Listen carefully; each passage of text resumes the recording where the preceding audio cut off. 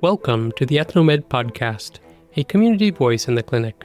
My name is Dr. Duncan Reed, a physician at Harborview Medical Center's International Medicine Clinic and medical director of Ethnomed, a web resource for providers and patients with information for cross-cultural care. Today, we continue our Provider Pulse interview series, where we elevate diverse voices from across healthcare fields to hear the paths people took to their current roles and how their life experiences shape the care they provide. And I remember sitting in the classroom, and one of the teachers was also a football coach, and he was recruiting at the time a student from another school to come to Portland High. And I remember sitting in that class while he was recruiting, and then he told to that young man, he was like, "Here, come to Portland High, it's a good school. Although these refugees have ruined it for us." And I was there. And he was like sharing all this, like how these refugees have ruined the reputation of the school, but the school was still good. And I remember that kid looking at me, and the teacher was like, "Oh, don't worry about her." So that was like my high school. That is Daniella Runyambo, who today is a co-executive director of programs and community impact at the Refugee Community Partnership in North Carolina, an organization that helps immigrants and refugees navigate complex systems, especially healthcare. Our interview has been divided into 2 episodes. In this first part of our conversation, Daniella takes us back to her childhood in Congo, the wars and displacement her family endured, her early schooling, and her first years as a refugee teenager in Maine. It's a journey of resilience, culture, and identity. My name is Daniella Runyambo, and I'm originally from Congo. My mother's from Rwanda, but I was born and grew up in Congo. I moved to the United States in 2007. I was a teenager at the time. I was 16, and specifically I moved to Maine in the cold. And I currently live in North Carolina. I am a co-executive director of a grassroots nonprofit called Refugee Community Partnership. And just in bigger picture, what we do, we support people navigating different systems. But our area of focus is supporting refugee and immigrants navigating specifically healthcare systems, because we've identified that it's a big priority to our members. Navigating healthcare system can be really challenging. So for refugee and immigrants who don't speak the language, who have a different background, a different system backgrounds, or no systems at all in place for them where they're from, coming to navigate the complexity of our system in the US can be really challenging. So we do a lot of work around social determinant of health, but our main area of work is supporting people navigating healthcare systems, collect information, and doing a lot of advocacy. And you're based in North Carolina, Chapel Hill area, North Carolina. And most of the navigation that you're helping with people, are they local people there? They are local people in Orange County, North Carolina, and Durham County, North Carolina. For those people who know Triangle area, many people will recognize them from the big school. There's UNC, well, Michael Jordan went to school, and there's also Duke. And then what communities are most of the people you're working with? It's community from different countries, but I'm going to group them in language group for people to have a context. So we have people from Afghan who speak Darrow and Pashto and Urdu. We have people who speak Arabic. So we have people from Syria and other Arabic-speaking countries. And then we have Spanish speakers, and that's a lot of countries as well. We have people who speak Burmese and Karen. So mostly people who are from Burma. We also have people who speak French, Swahili, Kinyarwanda. So we have from Central African Republic, Congo, Burundi, Rwanda. Yeah, those are the big groups of major languages of people we work with. That's quite a few. Yes. What does your day-to-day look like? Mostly, I'm thinking about organizational development. So a lot of my work is around how is our management doing? What priority? What are we hearing from community? How are we structurally doing that? And also, how do our people get paid? So fundraising, what is our budget looking like? I am figuring out what type of partnership and allyship do we need to strategically work in our community to advance the work that we are doing. I do a lot of meetings. Can we go back and can you tell me about growing up? You were growing up where? Yes. So I was born in Congo, in Kiliba. It's a very small town. And around 96, there was a war back home. And it was the first war that I remember fleeing. And so I moved from Kiliba in the small town in South Kivu to the bigger town, to the capital in South Kivu, which was Bukavu. And that was my first encounter with war. It's when I was 6 years old. And when we arrived to Bukavu, we had to flee again to Rwanda. We're in refugee camps. In 98, went back to Congo. We lived in Congo. And just war and gunshots and people dying because of war and the genocide in the region, in Rwanda specifically. But it also got to us in Congo because South Kivu is right at the border of Rwanda. That fear, that civil war was part of me growing up. I remember we'll go to school and at school we'll hear gunshot and they'll tell us to duck under the table. We'll do that. We'll go home. We'll be excited to go home because we know that probably we don't have school the next day and we'll be staying home, maybe under our beds for the day. But then after the gunshots in the morning, in the afternoon, we'll go play outside with our friends. Although I'm saying all this story, that war-torn area, that was all we knew. But it doesn't take the fact that I also had a beautiful childhood. And I can never trade home with anything else. Some of the fondest memories that I have of a happy childhood is when I was back home. So that was part of my life, but also the community, the sense of community was part of my story as growing up. My father was a medical doctor and going with him to the hospitals and looking at him working with people from all backgrounds and different communities and being at school with people from different backgrounds that are different from my own. Although in those wars, mostly were the tribal war and civil war and the people that were fighting were our own people, but that didn't translate to the day-to-day life. There was the political side of it, which was ugly and was bringing us against each other.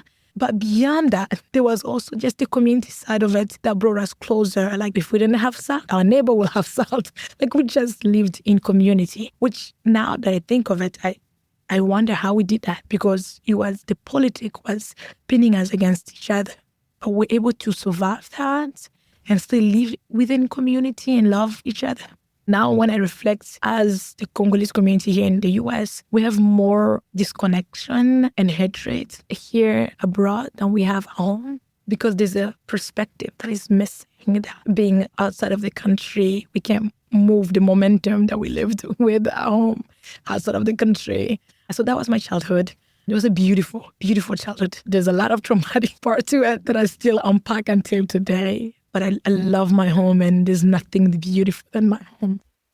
And you were kind of moving around quite a bit too. And I'm guessing other families were moving around as well. Yes, so we'll move either city to city or country from Congo to Rwanda.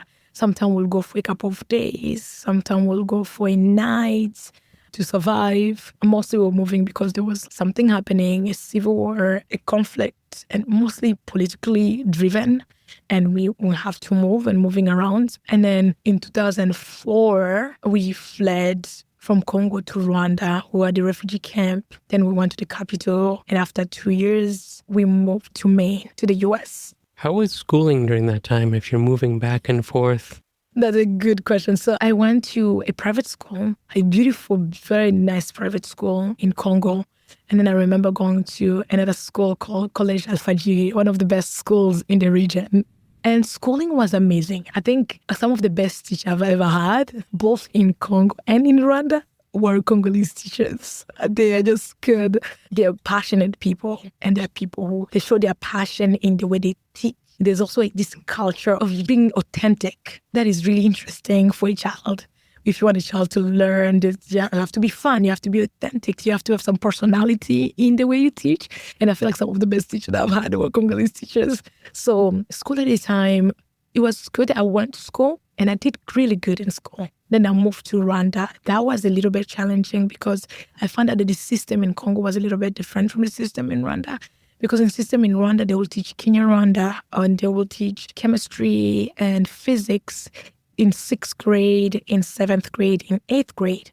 But in Congo, unless you are doing math and science in 9th grade, you wouldn't learn those specific courses. So when I went to Rwanda, and at the time I was in 8th grade, we had to pass an exam. And part of that exam was to take some of these courses that I didn't have in Congo. And that was challenging. But overall, I feel like the education that I had in Congo was actually really interesting and really good.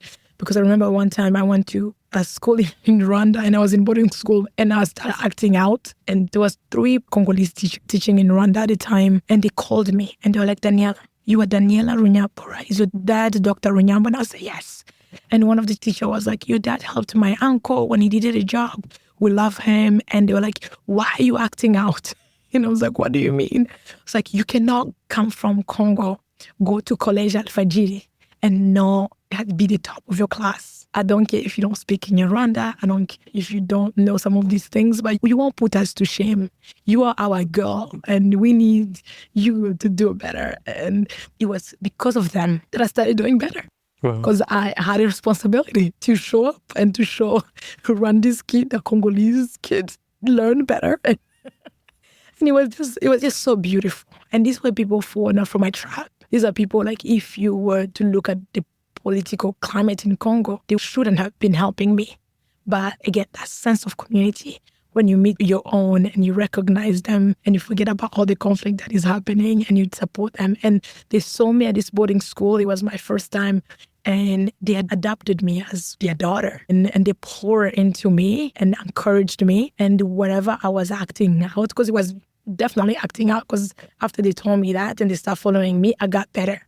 It wasn't that they're giving me extra tutoring. They just acknowledged me and they saw me and they're like, you can do better. And I did better. So, and that kind of like was my schooling at the time. Because of the proximity of the countries, there were so many things that were similar, and also because of our background of being colonized by around the same people. So there was the same big systemic educational way of doing things that was similar in both countries. So it wasn't a big learning curve for me. And also coming from a parents who went to school and they studied education, they emphasized the importance of education in our lives and told us that education was going to get us farther. So it was important for us to do good in school. Do you remember any of those teachers' names? Oh, no, I don't remember their names. And this is something that I've noticed about myself is that because of moving so much, you connect with people at a time, but you try to not get too attached because you're always moving a lot. And this is something that I'm noticing about myself is that because I moved, in the US is the first place where I actually live in a place for 8 years straight. My whole life, it's been, you live here for 2 years and then you go there for 1 year and then you go there for 3 years. So it was never stable. And I realized that there's some soft skill that I didn't develop. And one of them is like, I get to know people and in the moment, I'll fully be present. But once I move to the next life, I disconnect. And I even simple things like, do you remember the names? I'm like, I don't remember. And I realized that mentality followed me. And I'm noticing it even now that I have a hard time keeping up, especially with acquaintances, because of just how I was brought up into moving. You have to take care of the thing now. You have to take care of the now. And I don't know. I just felt like sharing that. No, that's very interesting. I wonder if it is a similarity with other... Yeah, I don't know. Maybe someone out there is noticing the same thing. And what about language of instruction? In Congo, it was in... So in Congo, it was in French. And in Rwanda, luckily, the time I was in Rwanda, it was still in French. Right after I left Rwanda, there was this issue of language and where they were learning in French and then English. And I switched back to French and I went back to English. Luckily, I wasn't there at the time. At the time, it was all in French. You were displaced and you were Rwanda, you said 2 years? Yeah, so my family was in Congo and then we were displaced and then we were in Rwanda for 2 years. And then after 2 years, my father came in the US seeking asylum. End of 2005, was granted asylum. And in June 6, 2007, we joined him. Oh, so years later. Yes, that was like after a year and a half. A year and a half. Yes. Wow. And then you said, so he was seeking asylum, he was granted asylum, and then family moved over to... Maine. Maine. Yes. Why Maine? My mother used to have a nonprofit called Toile, and it was a nonprofit that she started because she was noticing that there was a lot of widows back in my country. Due to war, there was a lot of people who lost their family and their stability and their husbands, and these women were with no social support. A lot of our community depends on families, especially the community I'm from. I'm Munyamulenge from Congo. would depend on families. If your family was from this clan, your husband specifically, when you get married, you leave your whole family to go to the husband family. And if your husband died, that family is supposed to be taking care of you. And with the war in Congo, a lot of the women didn't work. A lot of the men were breadwinners and the women were staying home. So when you lose that man, then you lose everything. And a lot of these women were subject to a lot of barriers and issues, including sexual abuse, like where you have to now please all these people in your community to get some support. And that was almost the norm because there was no skills that people were taught that could earn them an income. So they were very dependent on everybody else. So she thought of starting a nonprofit that will help those women learn some skills, and they were making clothing and selling those. So that nonprofit, a lot of the sponsors that she had were actually from Maine. So prior to moving to Maine, my mom had traveled to Maine to get some sponsorship, to talk about a program. So when the war struck and the acquaintances that we had in the US were from Maine. So when my dad came to visit, she wanted to visit people in Maine, and that's how we ended up in Maine. Okay, that makes sense. So both of your parents quite busy in Congo. They were up to a lot, both of them. Yes, my dad was a physician, the first physician actually in his tribe, also in the tribes around the area that he's from. And my mom is actually from Rwanda, but she lived in Congo and she went to school in Congo. And she worked in the nonprofit sector. She founded that organization. But prior to that, she was a stay-at-home mom. And they were just people who loved community. My dad although he was a physician, he became a director of health in South Kivu. And a lot of his work was around public health.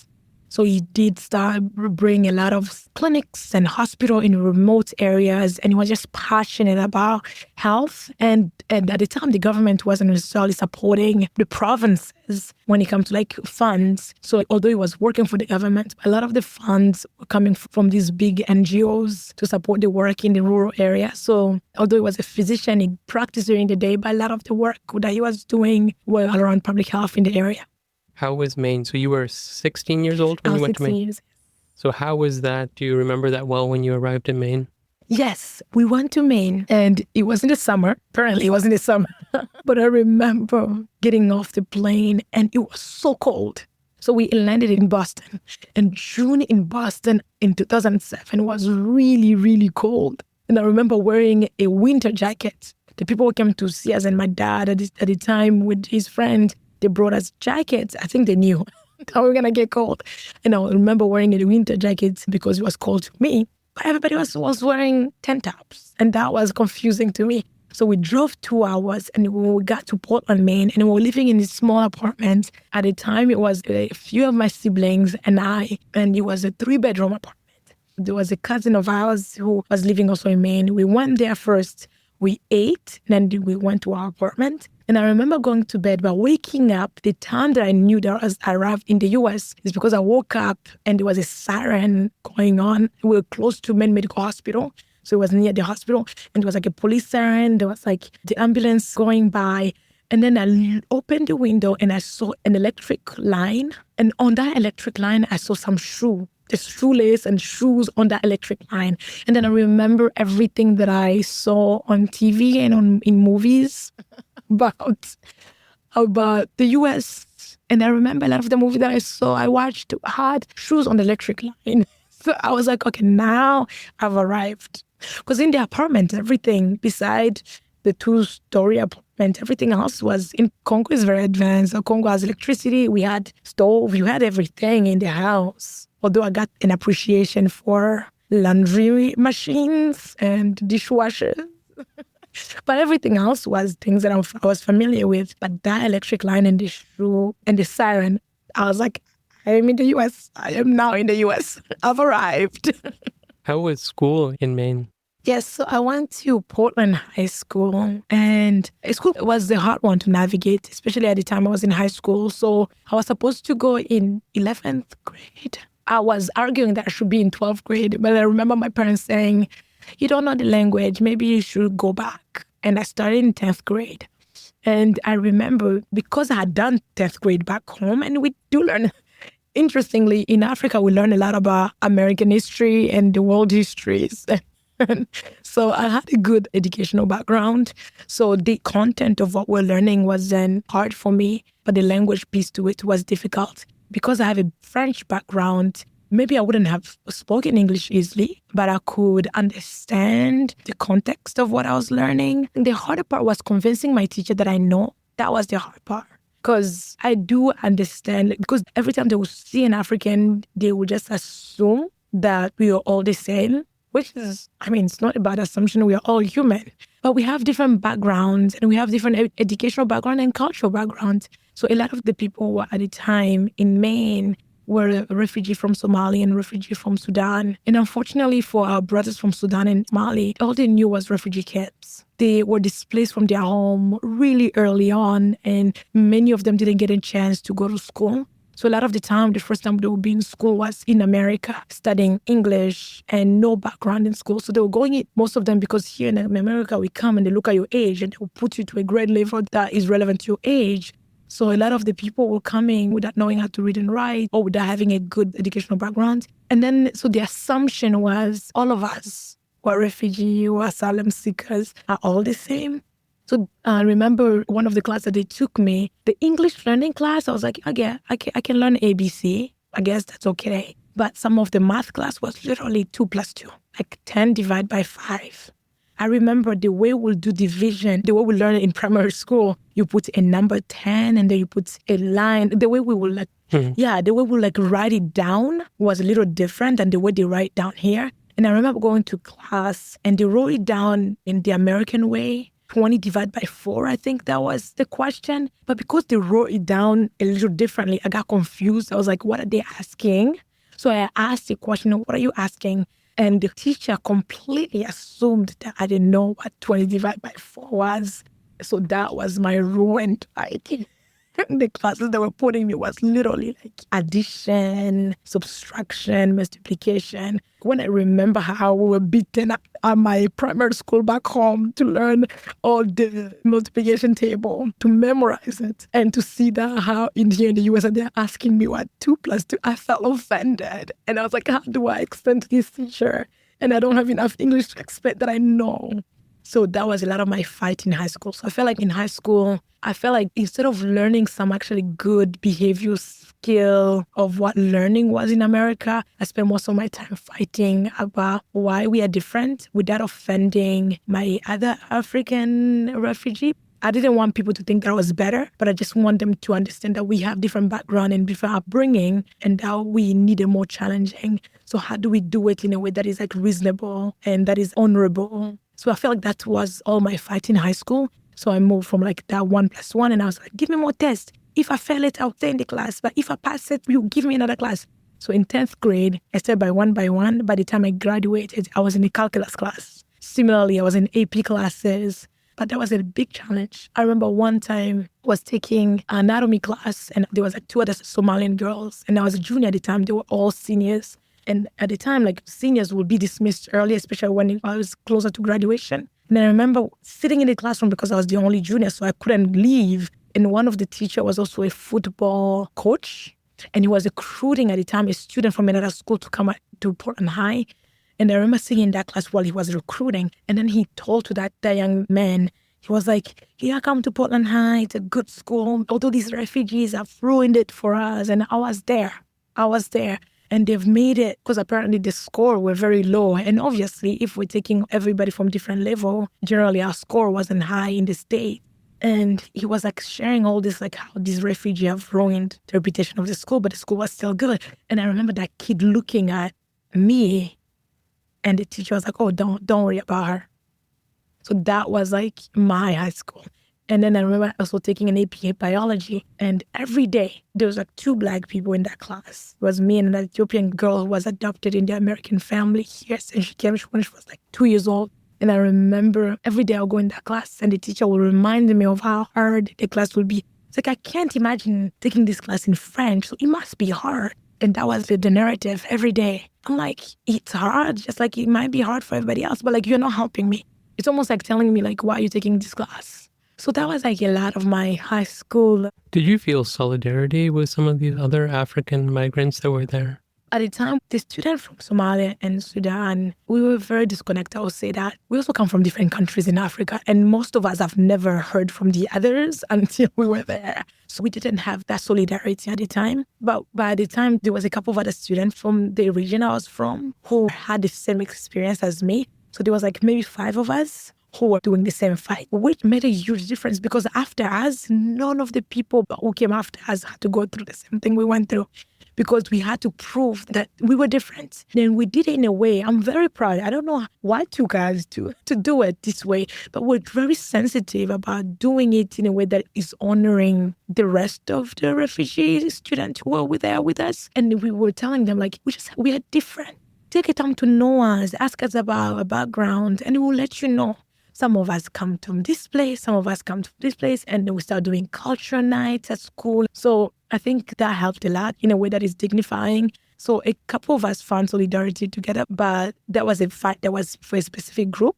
But it was also a good pathway because there was a lot of also new Americans in terms of like this Somalian and Lebanese family were having kids who were growing up here and whose background will be very different from their older siblings who were not. So having that pathway there for them was necessary as well. So I feel very proud of that work that we did at the time. Well, it's a very complicated balancing act that I would never have thought existed there. Yeah, oh yeah. Do you remember any particular teachers and that football teacher stands out, but do you remember any particular teachers being particularly sensitive to where you're coming from or the opposite? Yes, I remember 2 particularly. I remember, and I'm trying to, Mr. Talarico. I remember that name because this was an ESL teacher.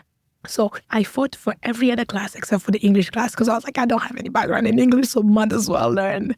And this teacher was the highest English grade that you can take as an ESL student before moving into mainstream. So this was a teacher who particularly knew where we're coming from, had an interest to know his students. You can tell that he was very passionate about his students. So he took his time to learn where we're from, our background, and encouraged us a lot. So I remember one time actually I took a test with him and he wanted me to move to the mainstream and I told him no.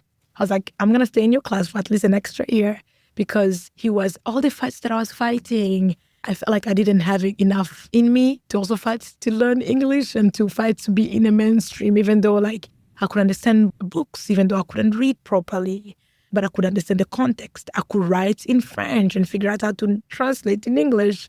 But I felt like that was a comfort class for me to be at, to talk about my struggle for my other classes, but also to just take time to learn. That was one class that I knew that I was just actually going to learn something.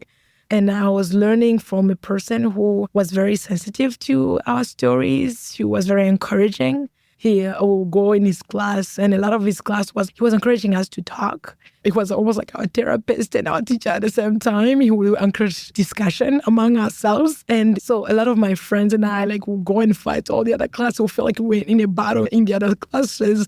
But whenever we come to his class, it was like a place where we would share, we would exchange our experiences. So I remember his class, and I remember him particularly because he made a huge impact. I felt like seeing when it came to him and his class and the way he created a safe space for us in his classroom.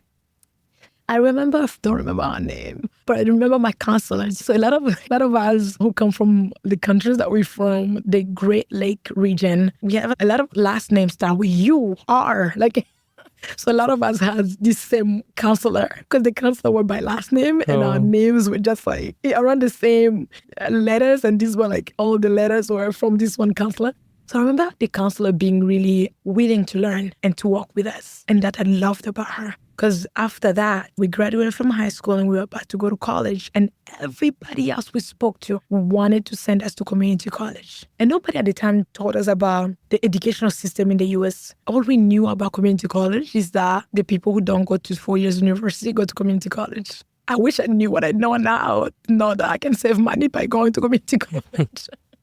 So in the eyes of our parents, and in our eyes too, it seemed almost like a failure or a backslide if you went to a community college first before going to a 4 years degree. So everybody was like, go to community college. But the idea wasn't that go to community college to save money. and you get enough education. A lot of people were sending us to community college. It's the narrative around it. Go to community college because you learn to learn English first, and then maybe you get an associate degree. Like if you do well, you might get an associate degree. But this counselor was seeing our progress, was acknowledging our progress, and was encouraging us to apply. I remember she encouraged me to apply to Boston University. She encouraged me to apply to Bates, to Baldwin, to UMaine. I know she recommended me for the honors program at UMaine. I know she selected me for a book award to Springfield College in Boston. And it wasn't just me. It was a lot of the people that we were in her cohort of students, and the people after us. We all knew that our counselor was the best. So those are two people that I recall were very championing us in this journey. What made them different, do you think, than the other teachers? I don't know. I think I can see how it can be discouraging for people who don't know any background story about who we are as a people, as refugee and immigrants. And if or when we come and we don't have maybe that background of academic knowledge, and we are learning at 16 how to write our names, and people are not equipped in their system to support us, it can be very discouraging. And not everybody is a champion, have that self-motivation to want to learn. And at the time, there was not a lot of social media for people to go on YouTube to just learn. People just had a lot of assumption. And this country doesn't, even, let's forget about refugee. Like this country, it does not encourage learning about diversity.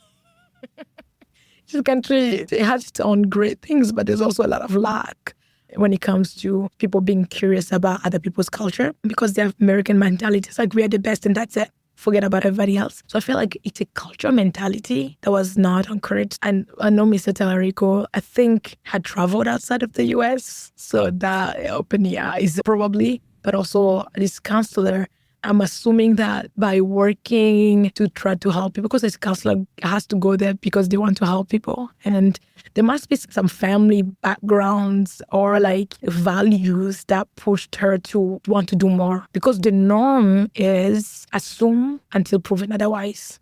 But for you to go outside of the norm to try to fit the curiosity, we can be curious, but it doesn't mean that you can be encouraging. So there has to be some like solid value that you might be coming from that push you to want to see things further and differently and value different perspective. So I'm assuming that there's some of that in their background. Did you have friends from Maine there? Who were American from Maine? Not at the time. At the time, it was just people from my community, other refugees. There was not a lot of English communication. And again, the standard was there is refugee and everybody else. And we did not fit into their narrative. I'm glad I came to the US as a teenager because it wasn't a good site to live through, especially in Maine. We were not resettled for my family. We were not resettled in the US, meaning like there was no a resettlement agency. It was just us going to a community and trying to figure out on our own. And that wasn't an infrastructure that was there, especially in Portland, Maine, for us. And the people were not prepared. Maybe they were prepared to share space, but they're not prepared to share community. So we didn't get that. I don't remember having any white friends in high school. So then it sounds like the big thing is community college versus a 4-year university. My parents were set for a 4-year college because they thought that was the best. And that's all they knew. That was the best. And at the time, the narrative was community college is less than. And the way they were sending us to community college is like, you don't speak English, you don't know better. Go to community college first. It wasn't like, this is another path. It was more like, you don't know, so start with community college. And our parents knew that we were educated and we could do better. So they're like, you can do 4 years college. Let's aim for that because you can do it. So it was more of our parents were saying that we could do better. And they were encouraging us because they saw potential in us to do better. And where did you end up going? So I ended up going to University of Maine. At the time, my parents didn't understand also living out of state. I had received a book award, which also a hint that I could also get a full scholarship to go to Boston, which it was like an hour and 45 minutes. But just it being out of state was not convincing for my parents. They wanted me to be close to home. And where I ended up going was actually still 2 hours away from home. But because it was in Maine, it wasn't very important to them. And also I was among the oldest siblings who were first time attending college in the US. And they needed me to be the proximity to home and to support my family as they navigate this new system for themselves and for my siblings as well. They thought that me staying in Maine was the necessary path I needed to take. So I ended up going to University of Maine. How was that experience? That's when the fun part began. It was different. It was fun. That concludes part 1 of my conversation with Daniella Runyambo. In this episode, we heard about her early years in the Democratic Republic of Congo and Rwanda, growing up in the shadow of war and displacement, and the strength of community that carried her family through constant upheaval. We followed her family's resettlement in Maine, where Daniella confronted the challenges of starting over as a teenager, navigating a new language, facing lowered expectations, and pushing back against stereotypes in the classroom. Despite those barriers, she fought for more rigorous opportunities, excelled academically in high school, and carved out a sense of belonging. Here's a preview of part 2 of our conversation together. When I got to college, I kind of relaxed a little bit too much that I needed to, because it was like, fight. Oh, I can't fight. I don't have to fight. Oh, relaxed. And that I regret. Because the difference between the American education and the Central African education is that in the US, everybody has potential to do great, but it takes some self-discipline. If you're disciplined enough, it doesn't matter your capacity, you can achieve greatness. Everything I learned about Black people navigating maternity systems, especially around maternal health, everything that I learned became a reality to me. I was discriminated against. I cried for pain and I was ignored. But it wasn't until I gave birth that I realized how difficult, and things that we were reading as statistic for Black American, it wasn't just for the African American in this country, but it was all people of color. And that's when it became so true to me that I was Black. Because I knew I was Black, but I didn't know that I was Black until I went to that experience. And so that changed how I view things. In part 2 of our conversation, Daniella picks up the story with her time at the University of Maine, her first steps into a career, the challenges of motherhood, and the powerful experiences that ultimately led her into leadership at the Refugee Community Partnership. I hope you'll join us next week for the second part of this inspiring story. Thank you for listening to the EthnoMed podcast, a community voice in the clinic. If you enjoyed today's episode, please share it with a colleague or a student who might be inspired by Daniella's journey. You can also find more episodes on Spotify, Apple Podcasts, or wherever you listen. Be sure to visit our website at ethnomed.org for additional resources. Also follow us on YouTube and Instagram at ethnomeduw and on LinkedIn. Do you have comments or suggestions? We would love to hear from you at ethnomeduw@uw.edu. Thank you, and see you at our next episode.